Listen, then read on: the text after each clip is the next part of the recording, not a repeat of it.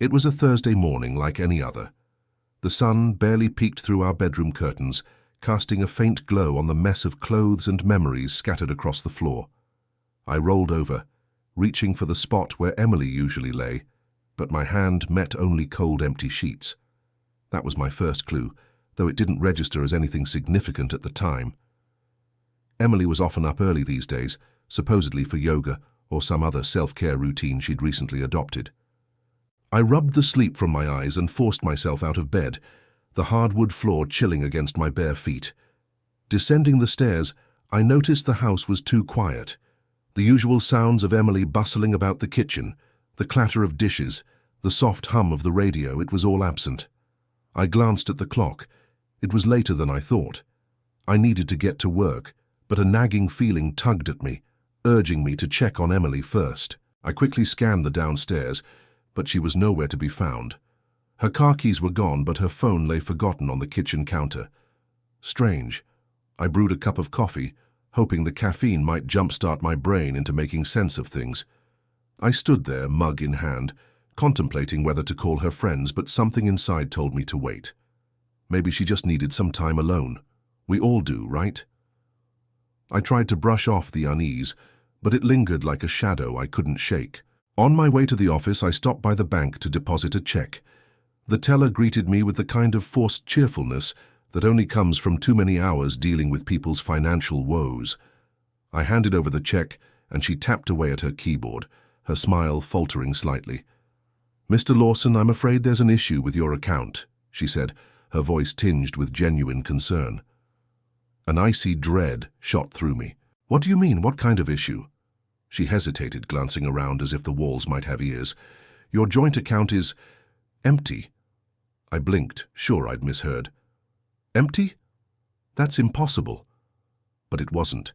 She turned the monitor to show me the transactions. Thousands of dollars, every last cent, gone, transferred out in a series of withdrawals that had happened just yesterday. My mind raced, trying to comprehend the barrage of numbers and dates flashing on the screen. I felt a cold sweat break out across my brow. My heart pounded in my chest, a frantic, disbelieving rhythm. It had to be a mistake, or worse, a security breach. But deep down, I knew better. Stumbling out of the bank, my thoughts were a chaotic swirl. I called Emily's phone only to be met with silence and the inevitable voicemail. Panic twisted into anger as I tried calling again, this time leaving a message. Call me back, now. There's something wrong with the account." Hours passed. Work was a blur. I found myself mechanically going through the motions, meetings and emails, a dull thrum in the background of my growing anxiety. By lunchtime, the reality had started to settle in like a weight pressing down on my chest. I called the police, unsure of what else to do. They were polite but non-committal, as if I were one of 100 other people who'd misplaced their spouse and their life savings. I left the office early, barely remembering the drive home. The house was just as I'd left it, a silent testament to the life Emily and I had built together, a life that now felt like an elaborate lie. I wandered through the rooms, searching for clues, answers, anything that might explain her disappearance. Her closet was half empty, hangers swinging limply where her clothes used to be. Our wedding photo still sat on the mantel, mocking me with its frozen smiles. It wasn't until I sat down at my computer to check our email account that I found it. A single email sent to me from Emily's address, time-stamped early that morning. My hands trembled as I opened it. "Jason, I'm sorry, I can't do this anymore. I've met someone else, and we're leaving. I took the money because I need it to start over. Please don't try to find me, it's better this way. Emily." My world crumbled around me in that instant. The anger surged, hot and swift, eclipsing the sorrow. She hadn't just left me. She'd taken everything, the money, the trust, the future I thought we were building together, and vanished with some faceless, nameless man who now held my life in his hands. But in her haste, she'd forgotten one thing. It wasn't the money that mattered most to me, or even the betrayal. It was the house, the home we'd poured our hearts into. And as I sat there staring at the email, a slow determination began to take root. She might have emptied the bank account, but she'd left me with something more valuable, a burning need for justice, for retribution, for a reckoning. The sun had sunk beneath the horizon, leaving the room draped in a dim twilight, the kind that makes everything feel more surreal. I sat in the living room, the email from Emily still open on the laptop screen, the words blurring into an accusatory haze. I remember reading somewhere that betrayal doesn't just break your heart, it also hardens your soul. I felt that hardness creeping over me, a steely resolve replacing the initial waves of grief and disbelief. I knew I had to act, but every decision felt fraught with the potential for more heartache. The police were sympathetic, but without any tangible threat or evidence of foul play, their hands were tied. Emily had made a choice, however selfish, and legally, she was within her rights. The money was gone and she was too, but the house, our house, was still mine. It was my anchor, the last tether to the life I'd known. With a heavy sigh, I closed the laptop and stood up, the room spinning slightly as I did. I needed to do something, anything, to regain a sense of control. The idea of sitting still felt unbearable. I grabbed my phone, scrolling through the contacts until I found the one I was looking for. "Hey, Mike, it's Jason. Are you free to talk?" Mike was an old friend, a lawyer who'd seen me through the ups and downs of life. If anyone could help me navigate the legal quagmire I found myself in, it was him. "Jason, man, it's been a while. What's going on?" I hesitated, trying to find the right words. "Emily's gone. She left this morning, took all the money from our accounts and disappeared." "Jesus, Jason, I'm sorry. Do you know where she went?" "No idea. She left a note. An email, actually. Said she's with someone else starting over. I need to know what I can do, Mike, legally." There was a pause on the line, the kind where you can almost feel the other person thinking. "I'll be honest with you, Jason, it's a tough situation. She hasn't technically done anything illegal if her name was on the account, but there might be options. We could look into the possibility of recovering some of the funds through civil court, but it's a long shot." His words were a bitter pill to swallow, but I appreciated his honesty. "What about the house? She didn't mention that in the email. It's still in my name." "That's something at least," Mike replied. "It's a significant asset. If she tries to claim it, you've got a solid ground to fight back. But Jason, you need to decide how far you want to go with this. The emotional toll can be enormous." I thanked him and promised to stay in touch, though his words echoed ominously in my mind. How far was I willing to go? What price was I prepared to pay for justice, for whatever retribution I sought? The night stretched on in an oppressive silence, my mind churning with possibilities. Sleep was elusive, my body refusing to surrender to exhaustion. Instead, I found myself pacing, a restless spectre haunting the shell of what used to be my home. I finally collapsed onto the couch, my thoughts an unsettled jumble of anger and heartbreak. I realized then that I couldn't do this alone. I needed allies, people who would stand by me as I picked up the pieces of my life. With renewed determination, I crafted a plan.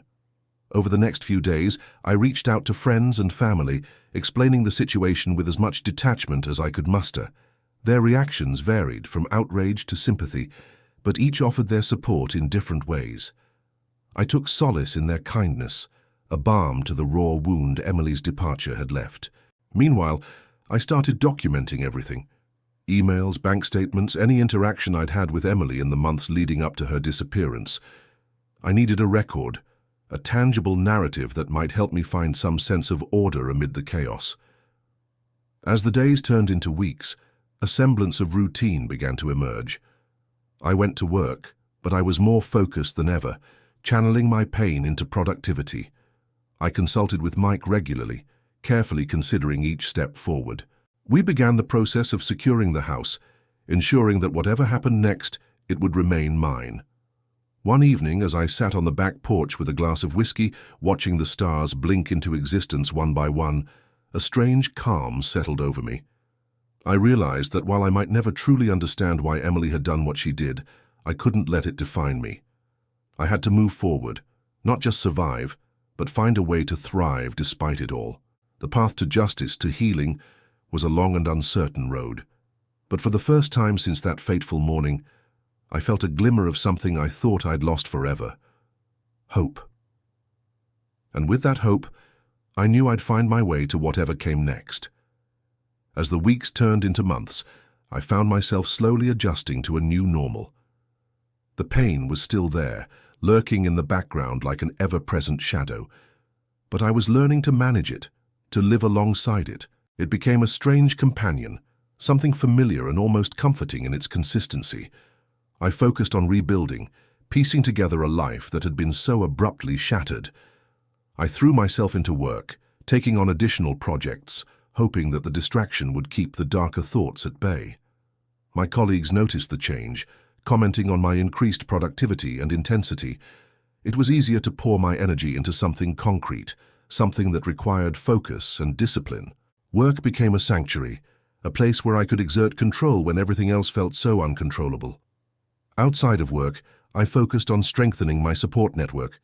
I called on friends more often, met up with family members, and even joined a local community group. It was a small but significant step in reclaiming a sense of belonging, of not being entirely alone.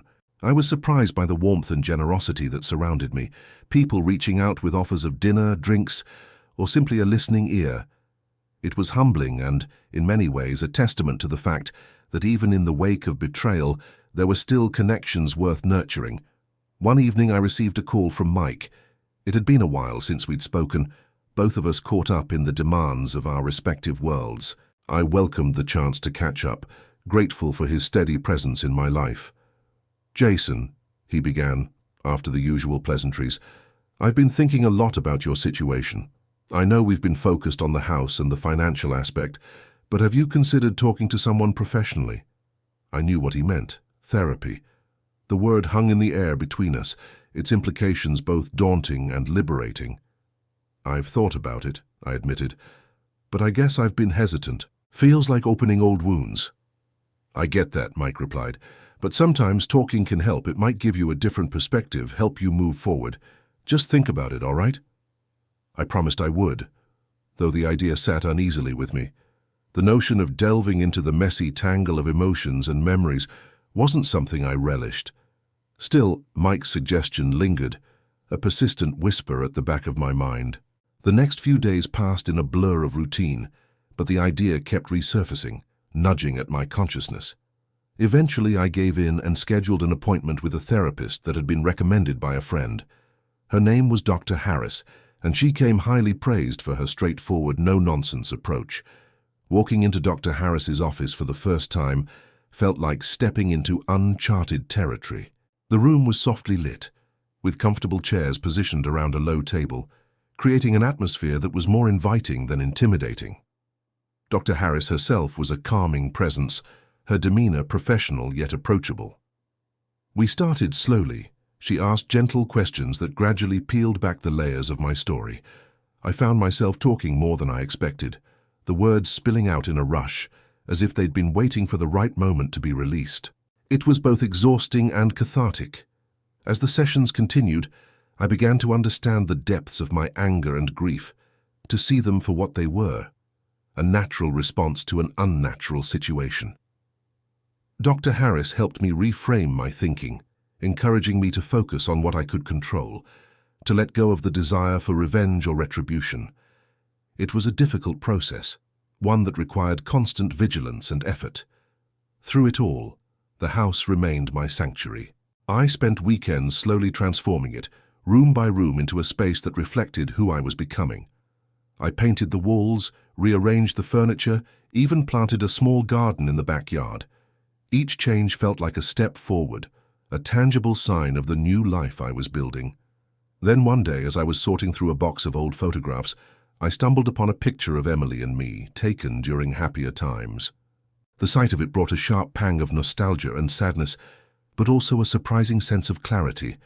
I realized that while our relationship had ended in betrayal, it hadn't been entirely without joy. There had been moments, however fleeting, that were genuine, and those were worth acknowledging. With that realization came a deeper sense of acceptance. I could feel the anger and bitterness that had gripped me for so long begin to loosen its hold. I knew I still had a long way to go, but for the first time I felt like I was on the right path. In the end, I understood that justice might never come in the way I'd originally envisioned it. Emily would move on with her life, as would I.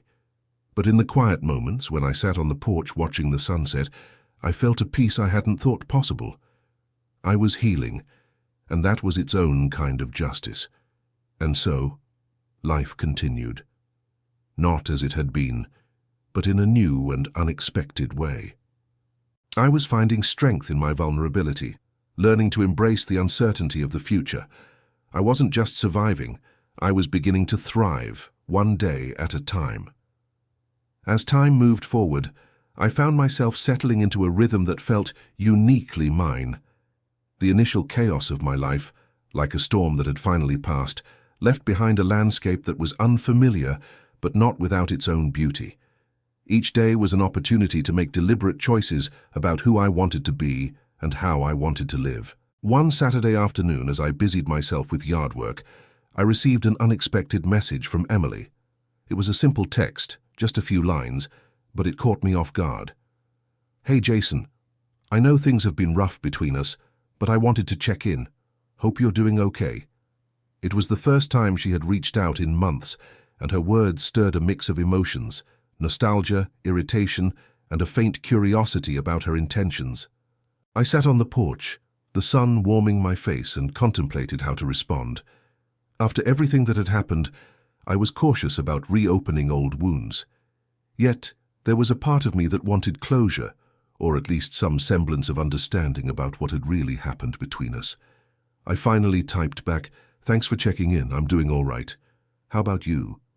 It was neutral, giving nothing away, but it was a start. Part of me dreaded her reply, fearing it might reignite emotions I had worked hard to soothe, but I also knew that avoiding it wouldn't serve me in the long run. Later that evening, as I prepared dinner, my phone buzzed with her response. "I'm okay. Lots of changes, working through things. I know I hurt you, and I'm really sorry for everything." Her words were unexpected, and I paused, the hum of the refrigerator the only sound in the room. Her apology was something I'd imagined countless times, but hearing or reading, it now felt different. It was neither the balm I had hoped for, nor the trigger for anger I had expected. Instead, it felt like a small, necessary piece of a larger puzzle I'd been trying to solve. I decided to keep the conversation going, but cautiously. "It's been a process, you know. I've had to rethink a lot about what I want from life," I replied, hoping to strike a balance between honesty and self-preservation.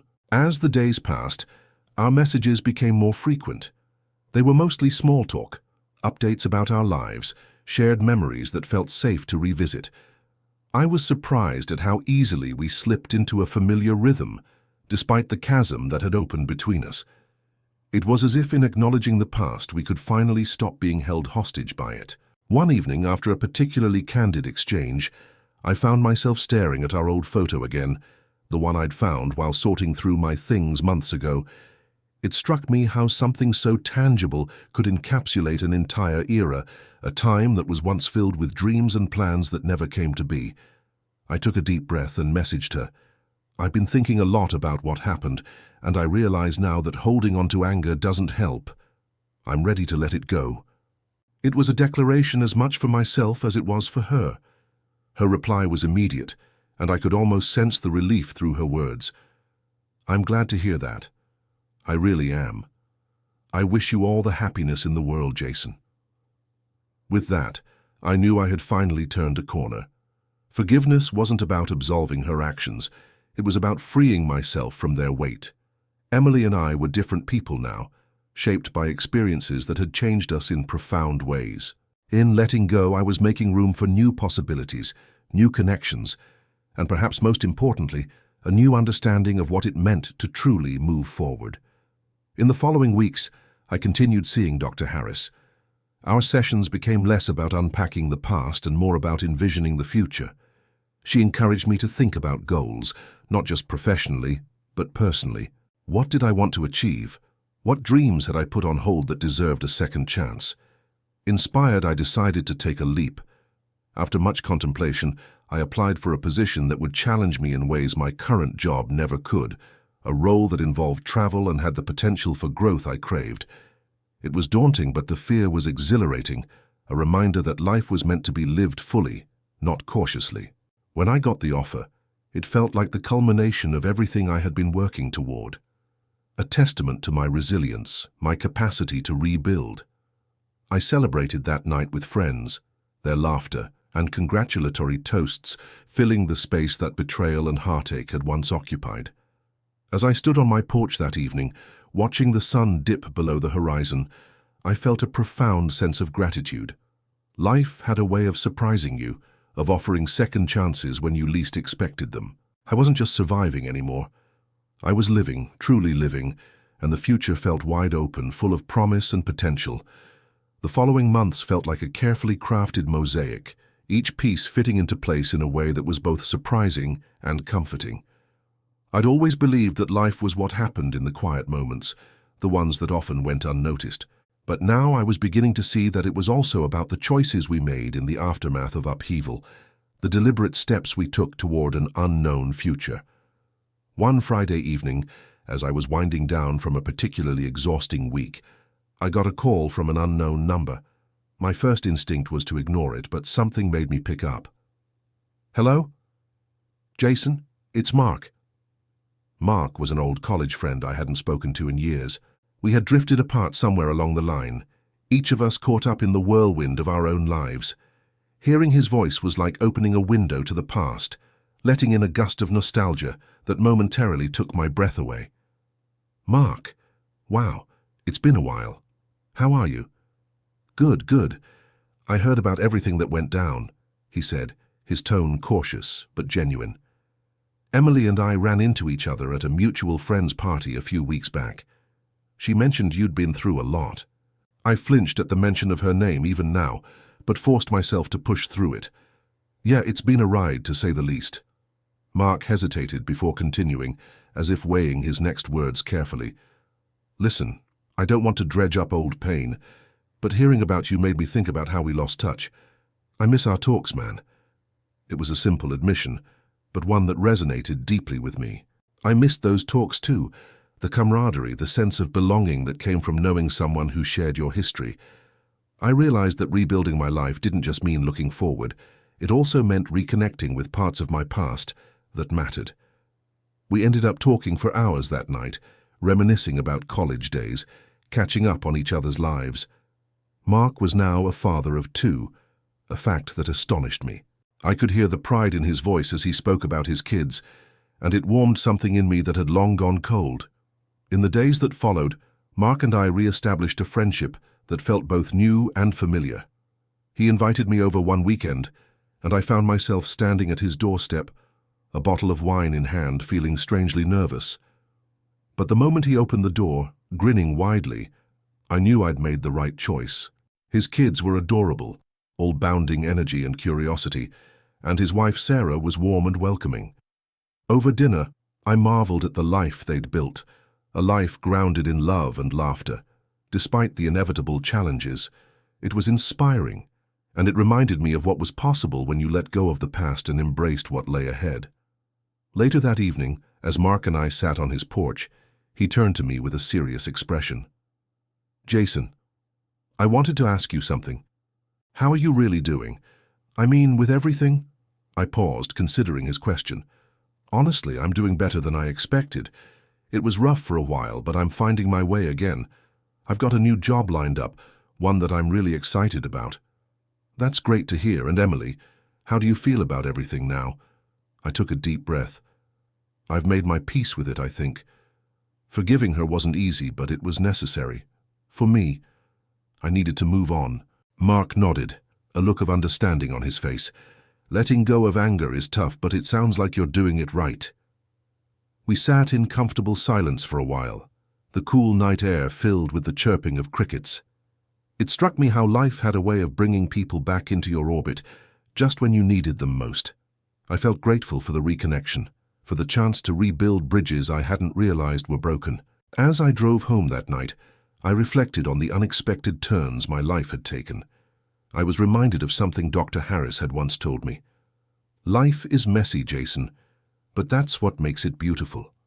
Embrace the chaos." I was beginning to understand what she meant. The chaos was part of the journey, and learning to navigate it was what made the journey worthwhile. I wasn't just surviving, I was thriving, creating a life that was mine in every sense of the word. The future was still uncertain, but for the first time in a long time I felt ready to face it head-on. As I pulled into my driveway and turned off the engine, I sat there for a moment, staring up at the stars. I realized that while the past would always be a part of me, it no longer defined who I was or who I could become. I was free in more ways than one, and that freedom felt like the greatest gift of all. A few weeks later, I found myself standing in my modest but comfortable new apartment. It had taken some time, but I finally felt like I was settling into a space that was truly mine.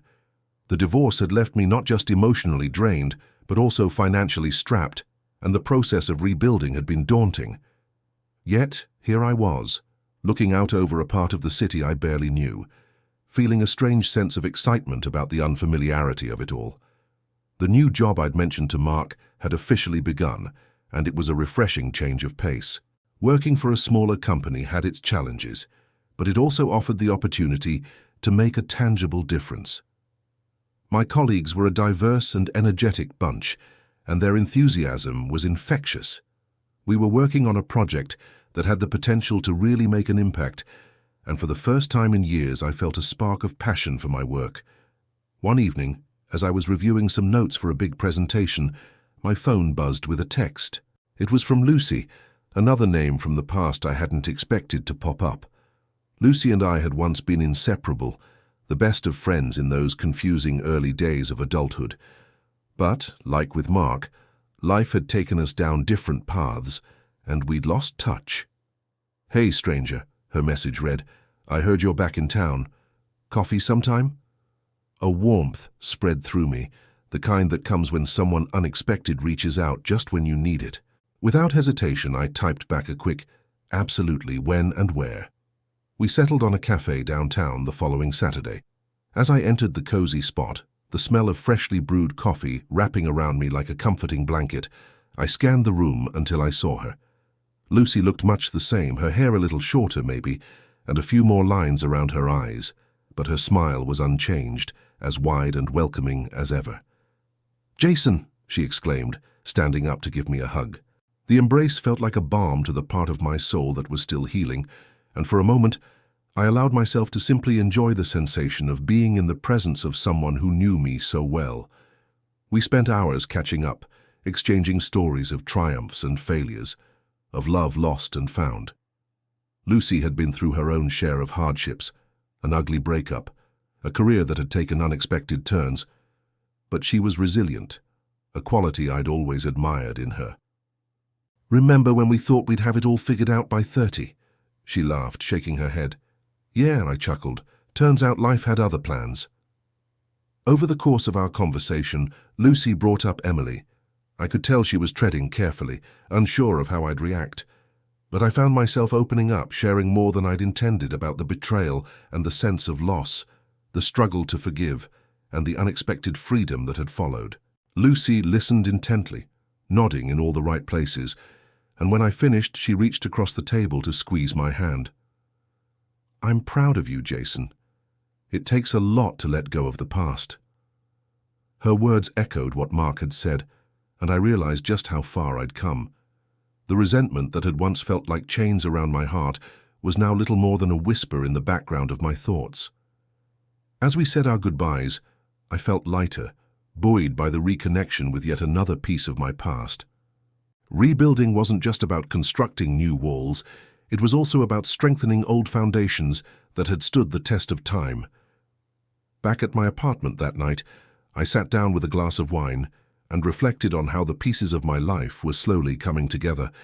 It was a patchwork, certainly, but it was my patchwork with all its unique patterns and textures. The upcoming presentation at work loomed large in my mind, but instead of anxiety, I felt a growing sense of confidence. I was ready to face the challenges head-on, knowing that whatever happened, I had a support network I could rely on.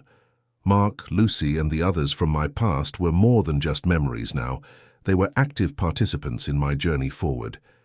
And as I looked around my apartment, with its mismatched furniture and walls adorned with personal artifacts, photos, art, little mementos of places I'd been, I saw not just the chaos, but the beauty of a life being rebuilt. It was then that I realized I'd reached a new understanding. The past was indeed a part of me, but so was the present I was actively creating. Each decision, each relationship, each moment of self-discovery was a step toward the person I was becoming. And though I didn't know what the future held, I was finally okay with that. Life wasn't about having all the answers. It was about asking the right questions and being brave enough to find the answers as they came. A few weeks after that invigorating meeting with Lucy, I found myself driving through streets I hadn't visited in years on my way to a fundraiser organized by my new company. The sky was a soft shade of twilight, the kind that makes the city look almost magical, and I couldn't help but feel a sense of anticipation. It was a chance to not only represent the company, but also to further integrate into this chapter of my life, a step away from the shadows of betrayal and towards something resembling hope. The venue was a tastefully restored old warehouse, its rustic charm merged seamlessly with modern aesthetics. String lights crisscrossed the ceiling, casting a warm glow over the mingling crowd. As I stepped inside, the hum of conversation mixed with the clinking of glasses created a lively backdrop. I spotted a few colleagues and waved, but before I could join them, a familiar voice called out my name. I turned to see Sarah, one of my teammates, approaching. Her auburn hair was pulled back in an elegant twist, and she wore an easy smile that matched her warm demeanor. We'd worked closely on a couple of projects, and her insight had proven invaluable time and again. "Hey, Jason, glad you could make it," she said, handing me a glass of wine. "Wouldn't miss it for the world," I replied, genuinely meaning it. "I've heard a lot about this event. Seems like a great way to get to know everyone better." Sarah nodded, her eyes scanning the room. "It's definitely one of the highlights of our calendar. Plus, it's for a good cause. I think you'll enjoy it." We chatted for a while, discussing everything from work to our shared appreciation for obscure indie films. It was refreshing to connect with someone who, like me, had a healthy curiosity about the world. As the evening wore on, I mingled with more of my colleagues, each interaction adding another thread to the fabric of my new life. At one point, I found myself standing alone, observing the ebb and flow of the party. That's when I noticed a figure at the edge of the room, someone I hadn't expected to see. David. David had been one of Emily's friends. We hadn't kept in touch after the divorce, not that it surprised me. Most of our mutual acquaintances had naturally gravitated towards her, but seeing him here now brought a wave of memories crashing over me. For a moment, I considered slipping away quietly, avoiding any potential awkwardness, but something in his expression stopped me. He seemed hesitant, yet resolute, as if he'd been working up the courage to approach me. "Jason?" he called out tentatively, raising a hand in a half-wave. I took a deep breath and walked over, reminding myself that I was no longer the person who'd let old wounds dictate my actions. "David, it's been a while." He nodded, shifting his weight. "Yeah, it has. I didn't know you were part of this company now. Small world, huh?" "Very small," I agreed, keeping my tone light. "How have you been?" We exchanged the usual pleasantries, the kind of surface-level conversation that felt like tiptoeing around a minefield. But then David surprised me. "Listen, I know this might be a bit out of the blue," he began, running a hand through his hair. "But I wanted to tell you something. I've thought about reaching out a few times, but never really knew how." Curiosity piqued. I gestured for him to continue. "Back when everything happened with Emily, I didn't reach out to you. I should have," he admitted, his voice low but earnest. "I was caught up in the middle. I didn't want to take sides, and in the end, I guess I chose silence." His words resonated with a quiet sincerity. It was a perspective I hadn't fully considered, wrapped up as I'd been in my own pain. "It was a difficult time for everyone," I said, feeling a pang of empathy. "But I appreciate you saying this now. It means a lot." David nodded, visibly relieved, and we spent the next few minutes catching up properly. He filled me in on his life, his work, and how he'd been grappling with his own changes. It was a reminder that everyone carries their own burdens, their own stories of redemption and regret. As the evening drew to a close, I felt an unexpected sense of closure. My conversation with David was a small but significant step in rewriting the narrative of my past, a narrative that no longer had to be defined solely by betrayal and loss. Driving home that night, the city lights reflecting off the car windows, I allowed myself to bask in the sense of calm that had settled over me. Each day was a new opportunity to make peace with my past while embracing the unfolding present. Back in my apartment, with its cozy disarray, I felt a deep sense of gratitude for the new friendships forming around me, for the old ones rekindling, and even for the challenges that had taught me resilience. I poured myself another glass of wine and stood by the window, watching the silhouettes of trees sway gently in the night breeze. I realized then that life's unpredictability no longer felt like a threat. Instead, it was an invitation to explore, to connect, and to find meaning in the simple act of living.